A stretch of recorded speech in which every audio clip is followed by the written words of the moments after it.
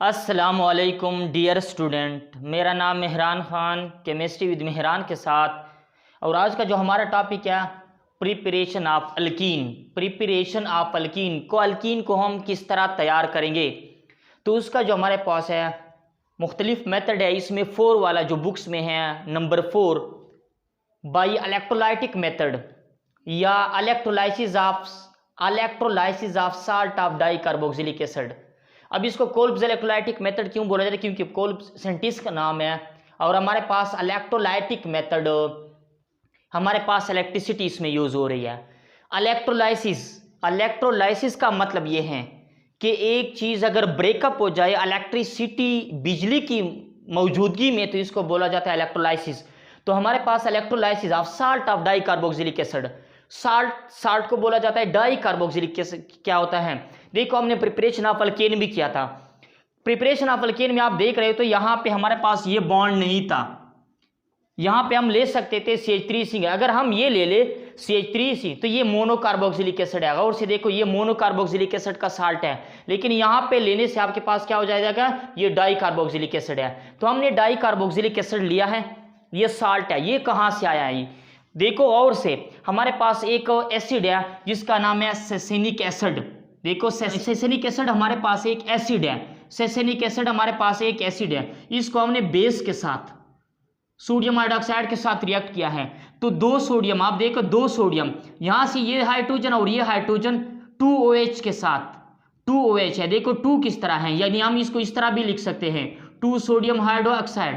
तो एक OH दूसरा OH 2 हाइड्रोजन के साथ मिलके 2 वाटर के मॉलिक्यूल्स बन जाएंगे। और यहाँ पे आप देख रहे हो एक सोडियम दूसरा सोडियम, ये दोनों सोडियम यहाँ पे आ गए। आज आपके पास बन जाएगा डाई सोडियम सेसिनेट। डाई सोडियम सेसिनेट देखो, पहले यहाँ पे हाइड्रोजन था, यहाँ पे हाइड्रोजन था, इसकी जगह पे सोडियम आ गया सा। तो ये डाई सोडियम सेसिनेट साल्ट है किसका, सेसेनिक एसिड का। तो हमने साल्ट लिया है, देखो salt of di carboxylic acid. तो ये साल्ट है और इसमें डाई कार्बोक्सिलिक एसिड है। एक ये है हमारे पास इसमें और एक ये है, इस वजह से इसको बोला जाता है di carboxylic acid, di sodium succinate है हमारे पास। अब इसको क्या करना है देखो, रिएक्शन में किस तरह है, डाई सोडियम सेसिनेट और हमारे पास 2 वाटर के मॉलिक्यूल्स हैं। इसके इलेक्ट्रोलाइसिस कर लो तो आपके पास एक तो बन जाएगा क्या, गौर से देखो, ये एक बन जाएगा ईथीन। इसका नाम क्या है, ईथीन। ईथीन किस तरह बनेगा, CH2, ये बॉन्ड टूट जाएगा, ये बॉन्ड भी टूट जाएगा। यहां पे इस कार्बन के पास से इलेक्ट्रॉन, इस कार्बन के पास से इलेक्ट्रॉन, दोनों आपस में मिलके डबल बॉन्ड बन जाएगा। और इसके बाद ये इलेक्ट्रॉन और हमारे पास यहां पे आप ये कहेंगे कि ये 2 CO2, यहां पे CO2 और यहां पे CO2, ये आपस में मिलके 2 कार्बन डाइऑक्साइड बन जाएगा। और साथ में ये आपस में मिलके क्या बन जाएगी, ईथीन बन जाएगी। और साथ में ये सोडियम ये OH और ये 2OH 2 सोडियम आपस में मिलके 2 सोडियम हाइड्रोक्साइड बन जाएगा।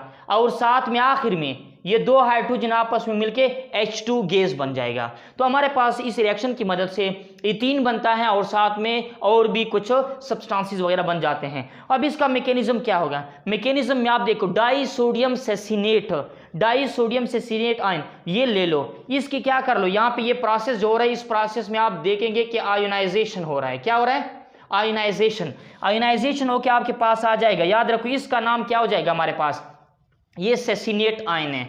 इसका नाम क्या है, ससिनेट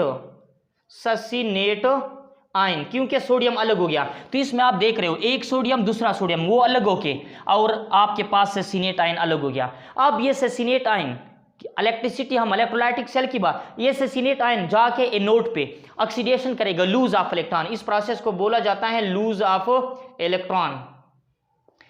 तो सेसिनेट आयन जाके एनोड पे ऑक्सीडेशन लूज ऑफ इलेक्ट्रॉन करेगा। लूज ऑफ इलेक्ट्रॉन में अब देखो इस नेगेटिव चार्ज का क्या मतलब होता है, नेगेटिव चार्ज का मतलब ये होता है कि ऑक्सीजन के पास अपना इलेक्ट्रॉन है और एक इलेक्ट्रॉन किसी और का भी लिया है। इस ऑक्सीजन के पास अपना भी इलेक्ट्रॉन है, एक और का भी लिया है, तो इस वजह से ये नेगेटिव चार्ज। अब जो ऑक्सीजन ने जो इलेक्ट्रॉन लिया है अगर वो वापस कर दे तो इसके पास अपना इलेक्ट्रॉन रह जाएगा। तो इस वजह से ये ऑक्सीजन भी एक इलेक्ट्रॉन लूज करके उस पर फ्री रेडिकल आ जाएगा और ये भी एक इलेक्ट्रॉन लूज करके इस पर भी फ्री रेडिकल आ जाएगा। और साथ में आपके पास 2 lose of electron, 2 electron lose हो गए कहाँ पे, एनोड पे 2 इलेक्ट्रॉन लूज हो गए, एनोड पे 2 इलेक्ट्रॉन लूज हो गए। इसके बाद ये भी जहन, ये सोडियम और ये 2 इलेक्ट्रॉन आपस जहन में रखना है, इसको बाद में हम यूज करेंगे।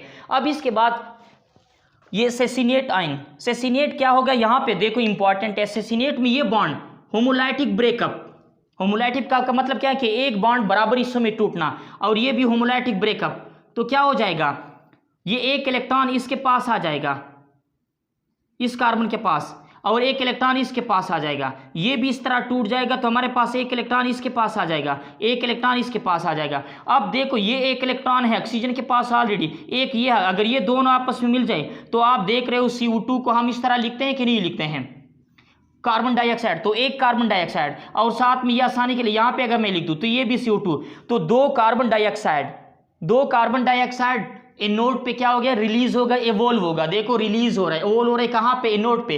ये एमसीक्यूज में भी पूछा सकता है कि कोल्ब्स इलेक्ट्रोलाइटिक मेथड में, प्रिपरेशन ऑफ अल्कीन में, कोल्ब्स इलेक्ट्रोलाइटिक में, electrolysis of salt of dicarboxylic acid में एनोड पे कौन सा गैस रिलीज हो रहा है, तो कार्बन डाइऑक्साइड गैस रिलीज हो रहा है। और इसके बाद अब देखो यहाँ पे CH2 में ऑलरेडी एक बॉन्ड बना हुआ है, एक इलेक्ट्रॉन इस कार्बन के पास, एक इसके पास, अगर ये दोनों आपस में मिल जाए तो डबल बॉन्ड बन जाएगा और आपके पास ईथीन भी बन जाएगा। हमारे पास प्रोडक्ट बन गया क्या, ईथीन।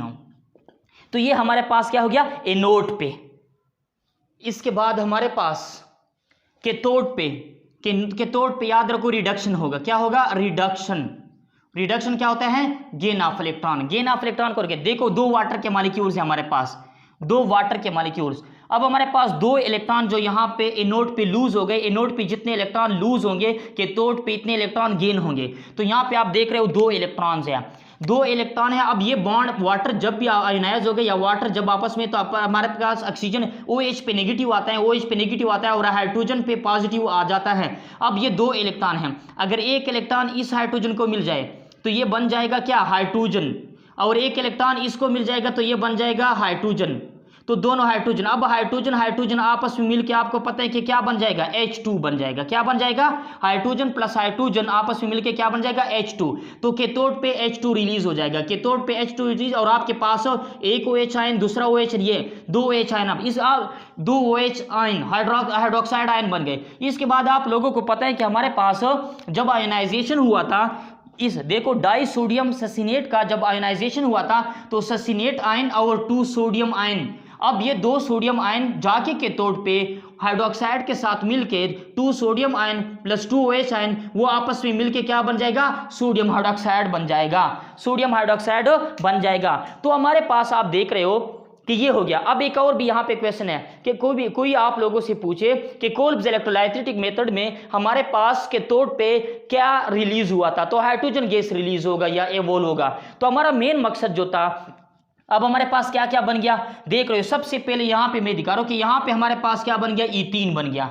इसके बाद ईथीन यहाँ पे, इसके बाद हमारे पास कार्बन डाइऑक्साइड, ईथीन और कार्बन डाइऑक्साइड आप लोगों के पास एनोड पे हासिल हो रहा है, एनोड पे। और इसके बाद आप लोगों के पास जो 2 सोडियम हाइड्रोक्साइड, ये भी कैथोड पे, और हाइड्रोजन गैस भी आपके पास कैथोड पे हासिल हो रहा है। तो ये हमारे पास था Kolbe's electrolytic methods, Kolbe's electro, जिसके जरिए हमने अल्कीन को तैयार किया। कोल्ब्स इलेक्ट्रोलाइटिक के जरिए हमने अल्कीन भी तैयार किया है, ईथेन हासिल हुआ था। अब कोल्ब्स इलेक्ट्रोलाइटिक के जरिए हमने ईथीन भी हासिल किया, और कोल्ब्स इलेक्ट्रोलाइटिक मेथड के जरिए हम इथाइन भी तैयार करेंगे। तो आज का ये टॉपिक कंप्लीट हो रहे हैं। अल्लाह हाफिज़।